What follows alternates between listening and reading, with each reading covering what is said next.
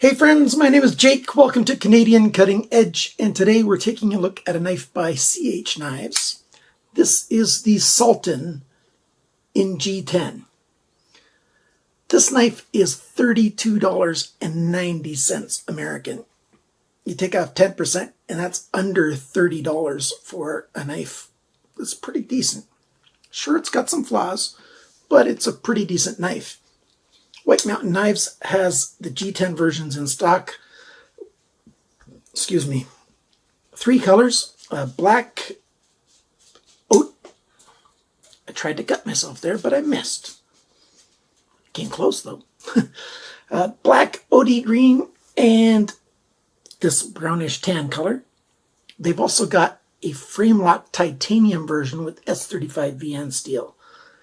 One of those is in stock at White Mountain Knives. They've got 3 versions at White Mountain Knives. If you like the other ones, you click on the Notify Me button below them, and then that's the one that you're going to order when White Mountain Knives emails you. And Bandit wants some attention, so come here, buddy. Come. There we go. What were you whining about, buddy? You're not sure what you were whining about? Yeah, I love you too. You're a good dog. So we've got thumb stud action. We've got flipper action for this knife. We've got ball bearings, inset liners, open pillar construction, and that wild upswept blade. Look at that blade. I wish it was in a nice stainless steel. D2 is not that bad. I'm just getting very, very tired of it. If you like this knife, stick around. Bandit and I are going to do a full review, a review on the tabletop, so you can take a good look at it and decide for yourself if you want one. Can I put you down now? Let's get started.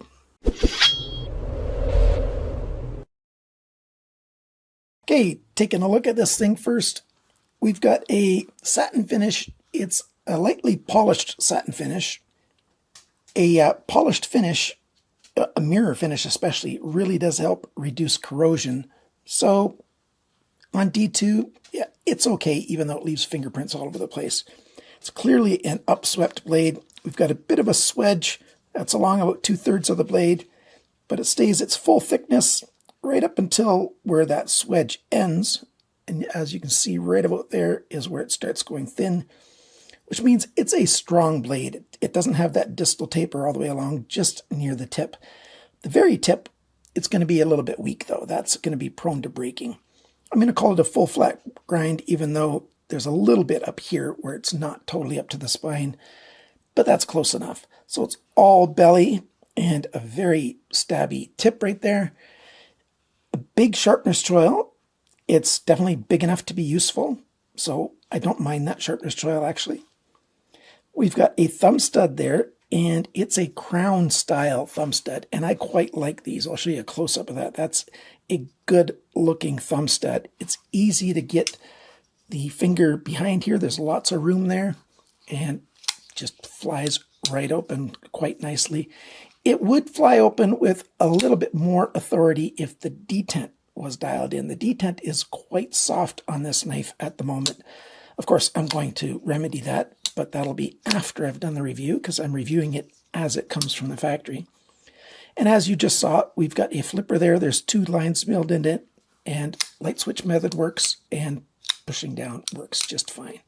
So the detent's not terribly soft, but it's a little bit of a soft detent on here. Badging on the knife, we've got CH Knives logo, quite small right there on the bevel. Up here on the flats, it says Sultan-G10. And on this side, it says D2 between the thumb stud and there. So I don't really mind the badging and lettering on here. You know, you've got their traditional milling on the pivot pin that CH Knives likes to use, but there's no branding or anything on there. So not bad. We've got T8 screws on both sides. It's probably going to be a floating pivot pin, so not a D-shaped, but we'll see. At least there's screw heads on both sides, so you can put the thing into a small table vise and use 2 screwdrivers to take it apart if necessary. We'll find out later on. The pivot screw on this thing is very loose from the factory. I played with it for about 5 minutes, and you know, the knife had so much blade play that it was crazy, and I went and checked, and it had unscrewed almost a full revolution, which is quite a lot. So who knows, maybe these things are made in the same factory as Tucson, those guys that don't believe in thread locker. I'm not saying thread locker is the be-all, end-all. There's issues with that too, but retention of these screws is important. So if you buy a CH knife, make sure that you check the pivot screw regularly, unless you add some thread locker or something.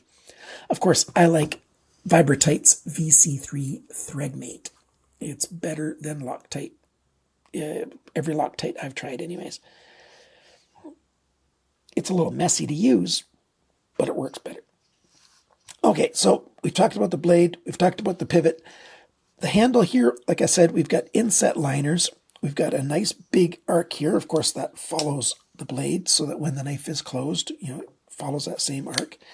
But this here means it sits in the hand very well. It fits in there quite nicely. It's a fairly thin, it's under half an inch thick handle scale.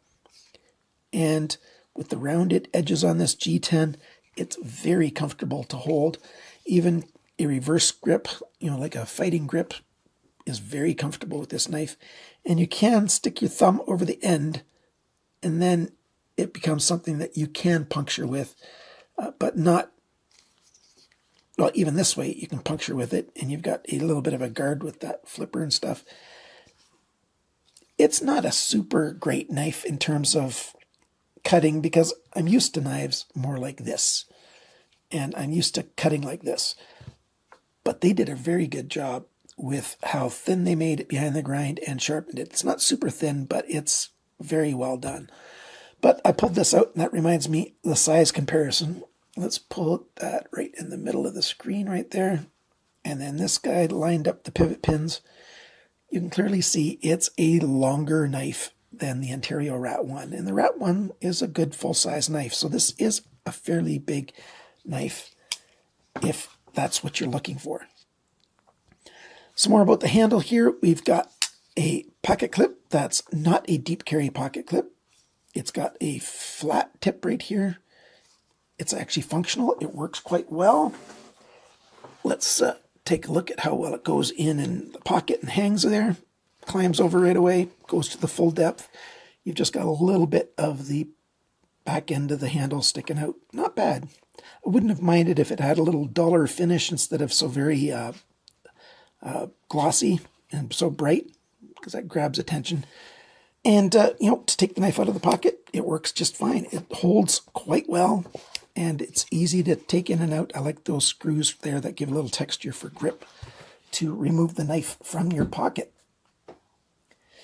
Okay, more. We've got lanyard hole way back here at the back. It's a lanyard that only holds onto the G10, but that's fine. It doesn't have steel coming all the way around it. I don't mind that kind of lanyard hole. It looks thin and stuff here, but G10 is actually pretty tough.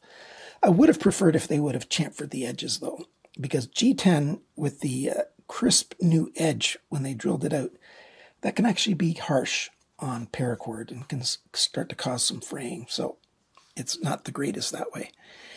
This knife, though, what are some cons on it? Button screws that are sunk into G10, I'm not that fond of that. This tip here, it seems a little dangerous. I can get my finger in there and hit the end of my finger, and I'd be able to cut my finger if I wasn't careful. So I wish that it came out a little bit more, protected that tip a little bit more. It's not extremely dangerous the way it's made, but it's something to be aware of. You can get fingers in there, especially if you've got smaller fingers. If it came out another 1/8 of an inch around that section, it'd be perfect in terms of protecting that tip from danger. Another big con right here, it's got a captured stop pin that you can see right there, which is good technology, but I don't like it when the front of the knife has been opened up like that. It's just asking for junk and grime and stuff to get in there. I much prefer if the G10 comes and rests on the ricasso there. It helps restrict stuff from getting in there. Just don't like that kind of finish. And the thing is, you never see that in the pictures. So when I do my pictures for Instagram, you're definitely going to see that on there. So that's the basic layout of this knife. You want the specs. Let's do that next. The weight of this knife is 108 grams. That's 3.8 ounces. Not bad at all for such a big knife. The factory edge, how sharp was it? 75 bests. That's quite a bit better than average, so that's quite good. Cutting edge length, a straight line from the heel of the blade to the tip, is 101.2 millimeters, 3.98 inches. The tip of the knife to the closest spot on the G10 is 99.4 millimeters, 3.92 inches. The thickness of the blade up here at the flat ricasso area, 3.91 millimeters, 0.154 of an inch. So well over 1/8 of an inch. The depth of the blade, it's biggest right here because we've got a little bit of a thumb riser before it starts doing the swoop. So right there, it is 26.5 millimeters, 1.04 inches. How thin or thick is it behind the grind? It's right at that ideal point. It's 0.5 millimeter, which is 19.5 thousandths of an inch. So it will get thicker once you've sharpened it a few times. The grind angles. The average is this side's about 17.5 and this side's about 19.5. But this side has got 5.4 degrees of variability. It starts at 20.1, goes to 17.8, goes to 14.7. So it's not that great, the sharpening job on this side. On this side, it's quite a bit better, 20.6, 19.1, and it ends at 18.9. That's 1.7 degrees variability along the length, so not too bad. The length of the handle is 124.5 millimeters, 4.9 inches. The grip area, it's almost 11 centimeters or 4.25 inches. Lots of grip area. The thickness of the handle, 12.6 millimeters, 0.496 of an inch. So like I said, just under 1/2 inch. The handle depth within the gripping area, it's biggest right here, 24.1 millimeters, 0.949 of an inch. When the knife is closed, the widest point is here at the flipper, 30.7 millimeters, 1.21 inches.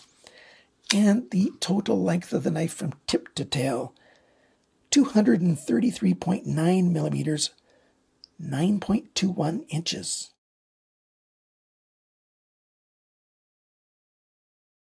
Almost 8 7/8. All right, it's time now to take this thing apart. Do you think I'm going to get one screw out with one screwdriver? Let's find out. Yeah, no problem at all. There's no Loctite on there, not even a hint of any.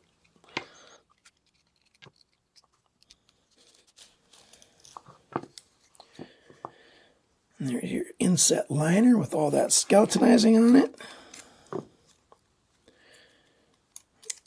All right, there you go. Take off the blade. We've got some nice big stainless steel ball bearings right there on a phosphor bronze cage. And here you can see very clearly how big that cutout section is right there. And that's why, it just lets dirt in. We've got those hourglass shaped pivot pins. They held on nice and tight, nice and snug. Ceramic detent right there. And yeah, it's a fairly well-made knife. I just wish that the front end was closed. If you're looking for a knife like this, check out White Mountain Knives. Get a really good deal. $29.61 after the 10% discount with coupon code CCE. That's about 37 Canadian dollars as of Wednesday, October 27th when I'm recording this. Or you can get the titanium versions. They are $168. Take off 10%, it's $151.20 or 187 Canadian. It certainly is a style that there's a good reason to be attracted to it. It's kind of cool. I quite like it. And they did a pretty good job making it. I would just change a few things. Just briefly, after I put it back together, while it was apart, I adjusted the tension on that spring, and yeah, it flies out with a little more authority. There's a little bit more loading before the detent lets go, and it's beautiful. And it doesn't fly open on a wrist flick as easily as it did before. It wasn't that easy before, but it was. And I forgot to show you during the video, blade centering. It's not perfect, but it's quite good. It's far from either side. Nice knife. Thanks for watching my video. Thanks to my Patreon supporters. You guys are awesome. And my YouTube membership supporters, thank you very much for your help. It's almost the end of the month, which means one of you is going to win one of the knives that I reviewed during October. So if you're not yet a supporter of the channel and you want to get in on the chances of winning, sign up before the end of the month, and you'll be in for the very next draw. You can go to patreon.com/CCE, or below any of my videos, there's a button that says join. It's right beside the subscribe button, and you can start supporting the channel that way. I'm also going to be doing a knife sale probably in the next 2 weeks, and all of my supporters get the first 2 days of access to the sale items before anybody else, and usually 2/3 of the knives sell out to you guys. So I appreciate your support, and I try to give back as much as I can. Thanks for liking, sharing, commenting, and subscribing. And remember, friends, always cut towards your chum, not your thumb. Bye for now.